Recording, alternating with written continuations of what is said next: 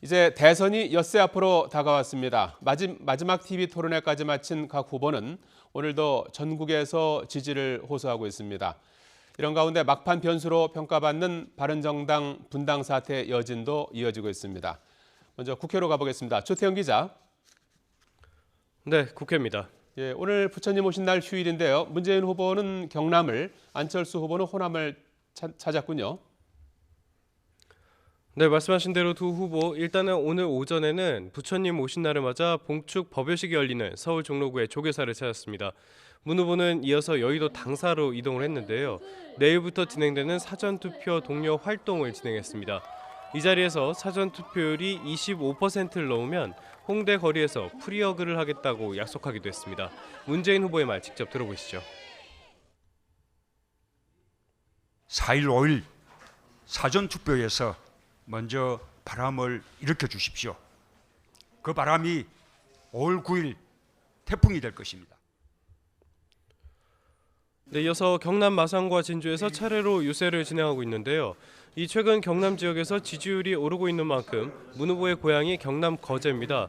따라서 이런 점을 앞세우면서 압도적인 승리로 정권 교체에 힘을 실어달라고 호소하고 있습니다.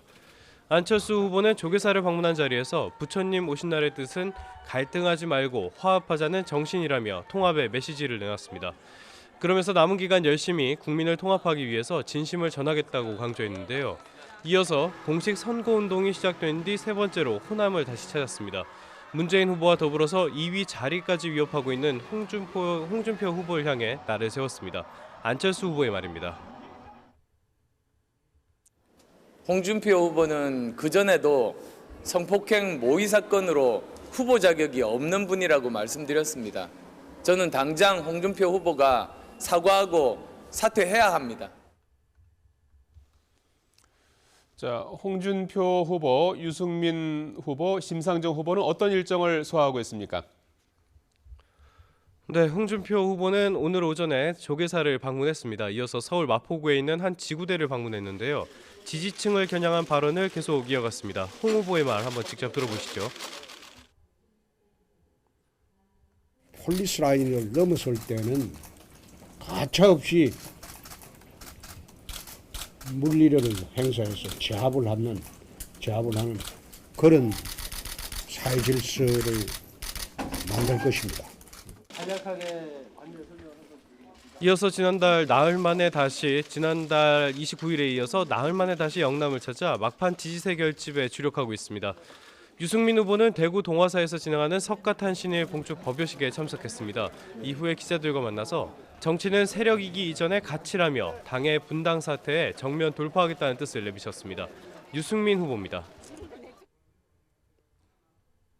정당은 역시 자발적으로 가입해 주시는 그런 당원들의 힘이 제일 중요하다고 생각하고 새롭게 어제 오늘 이렇게 많이 가입해 주신 그 당원들은 정말 그분들께 실망시켜 드리지 않게.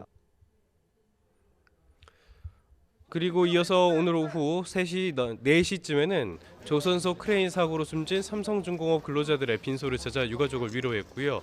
이제 서울로 돌아와서 딸인 유담 씨와 함께 강남역에서 시민들과 만납니다. TV 토론회의 최대 수혜자라는 평가를 받는 심상정 후보는 춘천에서 유세를 진행했고 밤에는 SNS 방송을 통해 지지자들과 직접 소통한다는 계획입니다. 자, 바른정당 분당 사태가 선거판을 뒤흔들 마지막 변수라는 평가를 받는데요. 탈당을 선언했던 황영철 의원은 입장을 바꿨군요. 네, 이제 선거를 코앞에 두고 바른정당 의원 13명이 어제 기자회견을 통해서 탈당을 하겠다고 밝혔습니다. 또 자유한국당에 복당하겠다, 홍준표 후보의 지지를 공식적으로 선언하기도 했는데요. 이 가운데 황영철 의원 역시 포함됐습니다. 하지만 황 의원 오늘 오전에 국회에서 기자회견을 열고 창당 정신을 지키고 유승민 후보를 지원하겠다면서 탈당 선언을 번복했습니다. 황 의원의 말 들어보시죠. 국민들로부터 신뢰와 사랑을 받는다는 것이 얼마나 소중한 것인지를 다시 한번 깨닫게 되었고, 그것이 제가 다시 입장을 번복하게 된 가장 큰 이유인 것입니다. 결국 이 탈당파 의원들을 바라보는 싸늘한 시선 때문으로 풀이됐는데요.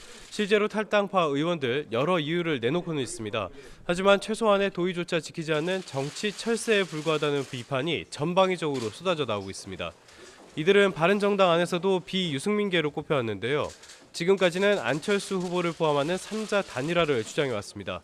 하지만 이렇게 탈당을 하는 것을 보면은 국민의당과의 단일화는 포기하고 홍 후보로의 보수 집결을 노리는 것으로 풀이됩니다. 다만 이렇게 나쁜 이야기가 많을 정도로 여론이 극도로 악화된 상태입니다. 따라서 바른정당의 분당 사태가 어떤 여파를 가져올 것인지는 조금 더 지켜봐야지 알 수 있을 것 같습니다. 지금까지 국회에서 YTN 조태현입니다.